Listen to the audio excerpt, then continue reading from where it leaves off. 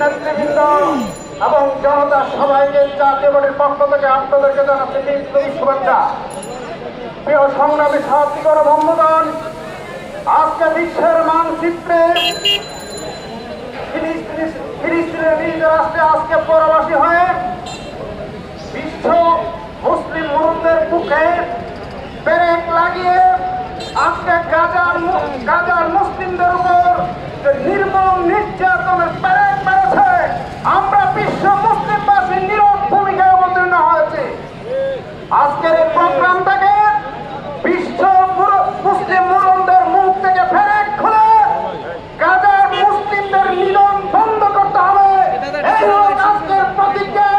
আগামী দিন বিশ্বের ফিলিস্তিনের মুসলমানদের প্রতি যদি নির্যাতন বন্ধ না করা হয়, বাংলাদেশ বিশ্বের মুসলিমদেরকে নিয়ে গাজাবাসীর পক্ষে দাঁড়াবে এবং আগামী দিন জাতীয় পার্টি গাজাবাসীর পক্ষে দাঁড়াবে আশাবাদ ব্যক্ত করে আমি আমার সংক্ষিপ্ত বক্তব্য শেষ করছি।